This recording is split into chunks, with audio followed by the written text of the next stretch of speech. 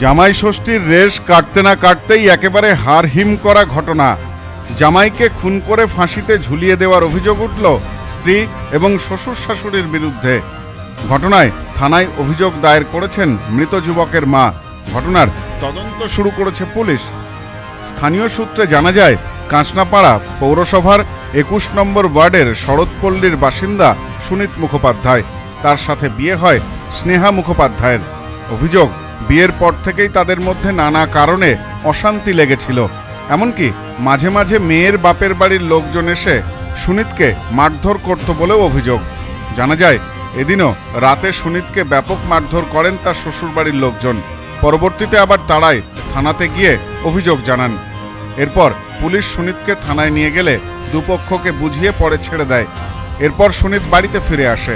তারপর বেশ কিছু সময় কেটে গেলেও তার কোনো সাড়া শব্দ না পাওয়ায় সুনীতের বাড়ির লোকেরা জানলা ভাঙে, দেখে সুনীতের দেহ ঝুলছে। মৃতের পরিবারের সদস্যদের দাবি, স্নেহা অর্থাৎ সুনীতের স্ত্রী খুন করে ঝুলিয়ে দিয়েছে তার স্বামীকে। পাশাপাশি তারা এও অনুমান করছেন, মানসিক যন্ত্রণা সহ্য করতে না পেরে সুনীত আত্মহত্যাও করে থাকতে পারেন।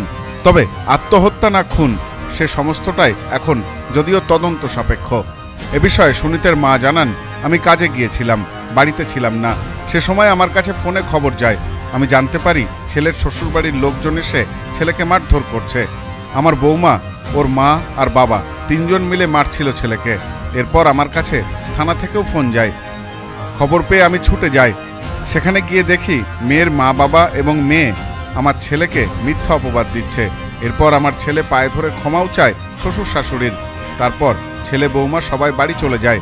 আমার মনে হচ্ছে ছেলেকে মেরে ওরা ঝুলিয়ে দিয়েছে। আমরা চাই পুলিশ তদন্ত করে দেখুক পুরো বিষয়টি। দীর্ঘদিন কিছু হইলেই মাকে ফোন করতো, বাবা চলে আসতো, এসে যাতা ভাষা বলতো, নোংরা ভাষায় গালাগালি করতো। হ্যাঁ, কিন্তু আমরা কখনো চাইনি অশান্তি হোক, সবসময় মিটমাট করে দিতাম, যা হয়ে গেছে। সংসার করতে গেলে তো হয়েই থাকে মানুষের। কেন হতো? আমার ছেলের ইনকাম কম, কিন্তু ওনার মেয়ে তো দেখেই এসেছে, আমার ছেলের ইনকাম কম। পরে কালকে যেরকম চরম অশান্তি হয়েছে, হওয়ার পরে আমরা থানায় এসেছিলাম। আমরা এসে দেখছি ওরা মামি তিনজনে থানায় রয়েছে। তারপর আমার ছেলেকে ঢুকিয়ে নিল বারিন্দায়, আমাদের সব বের করে দিল। আমরা গাছতলায় বসেছিলাম। তারপরে স্যার বাইরে এসে আমাকে জিজ্ঞাসা করলো, আপনি কি চান? আমি চাই ওদের মিল হোক, অশান্তি আমরা চাই না। হ্যাঁ, তারপরে যাক, আমার ছেলে ওখানে পায়ে ধরে ক্ষমা হচ্ছিল। আমার মূল অভিযোগ, আমার ছেলে গেছে, ওদের ফাঁসি হোক, ওদের শাস্তি হোক। আমার মতন যেন মায়ের বুক কারো খালি না হয়। স্থানীয় বাসিন্দাদের অভিযোগ, যুবকের স্ত্রী শ্বশুর শাশুড়ি প্রায় সময় তার উপর অত্যাচার করত, মানসিকভাবে চাপ সৃষ্টি করত। এলাকায় ছেলে হিসাবে খুবই ভালো ছিল সুনীত।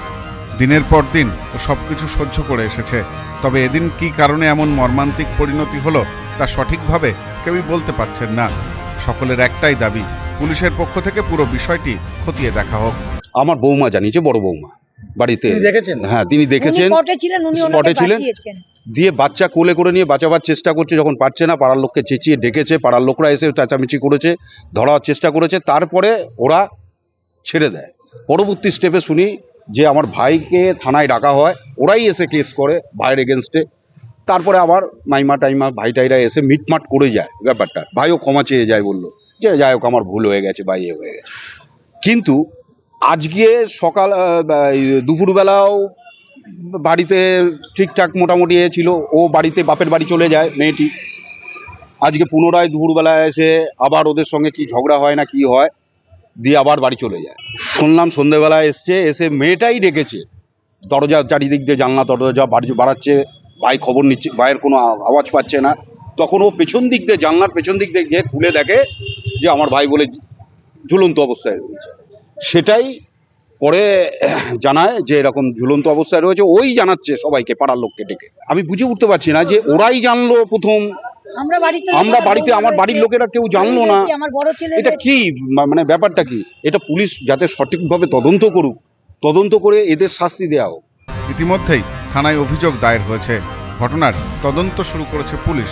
গোটা ঘটনার জেরে চাঞ্চল্য ছড়িয়েছে এলাকা জুড়ে। Bureau report, news no man's land, Kanchrapara. এবার আপনার নিকটবর্তী শহরে Aarti electronics retail private limited. Aarti electronics Bongaon, Gopalnagar, Chandpara, Duttapukur, Habra, Nagarukhra, Bagula ও হেলেঞ্চাতে। ফোন 7076534320।